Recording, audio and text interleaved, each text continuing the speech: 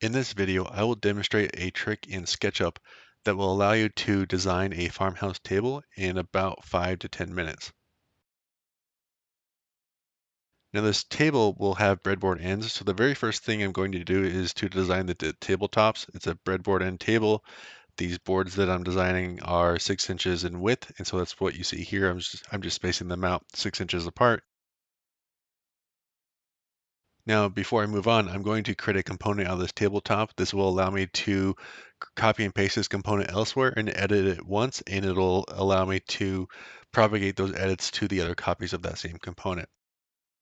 And next I'm going to create the base, and this is where the trick comes into play. I'm not going to design the entire base with 4 different legs. I'm going to design one leg and replicate it 4 times. So here I'm getting the beginnings of a leg and a couple of aprons. And what I immediately do is create a component out of this quarter base. Once it is a component, I can copy and paste this component and set it off to the side. And this is going to be where I'm going to visualize the entire table itself. Now, the first thing I want to do is orient these 2 table legs in the correct direction. And the way I'm going to do that is to use the rotate tool. So once I've got the legs oriented in the right direction, what I'm going to do is set them back to back, and this will allow me to figure out how to space them apart in this next step.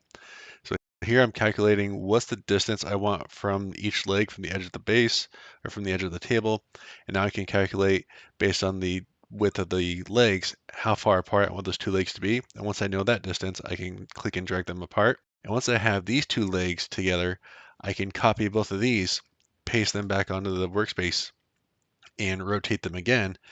And once they're rotated, I can do the same trick. Put these 2 separate pairs of legs back to back, calculate how far apart I want them to be, and once I know that number, I can move them that correct distance. And now in theory, I should have the legs exactly positioned where they should be, even though I don't have the rest of the base figured out yet. Now, one more thing I'm going to do here is add in the tabletop.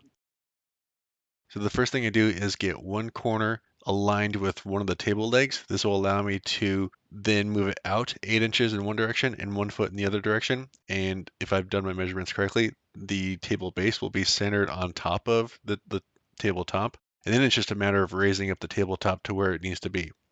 And now when I look at this, we are looking at a table that has 5 components. The tabletop itself is one component, and there are 4 table base components.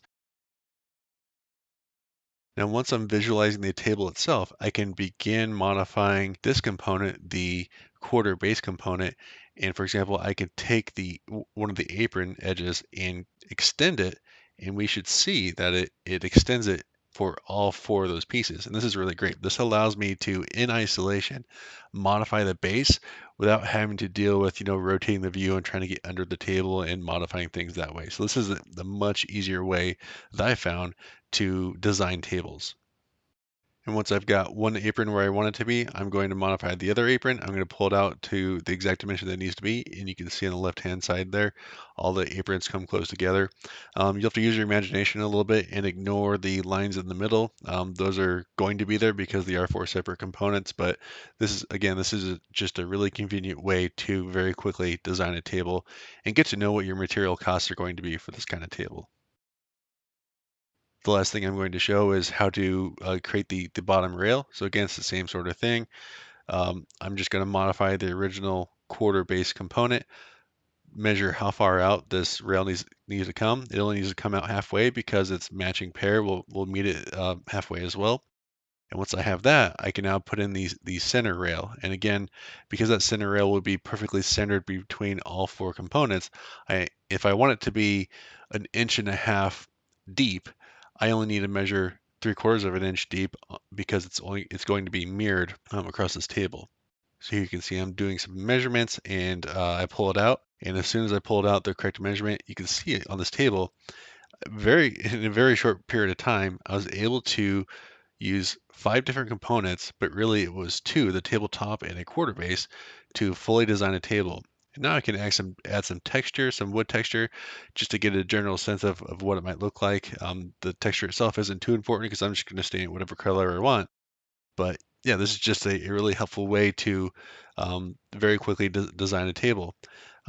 what's more is like I can go back and edit these components still. So for example, I can go to the tabletop component and let's say instead of 6-inch boards, I wanted 3-inch boards. Well, I can go back and do that and modify the original component. You can kind of see on the right hand side there, it is modifying the original table. And once I've made all those boards 3 inches instead of 6 inches, you can now see it reflected in the actual full picture. And again, you can very easily, very quickly get a sense for what is this table going to look like? Do I like that? Should I undo it? And you can do all this without getting any interference with any other components that might be in your way. I find that that happens somewhat often with SketchUp, but when you are using components to design these parts of your projects in isolation, it goes a lot more smoothly and a lot better. And I find that it's really helpful. So I hope you found that this was helpful too. My name's Charlie. I'm with Measure Twice Woodworking. Thanks for watching.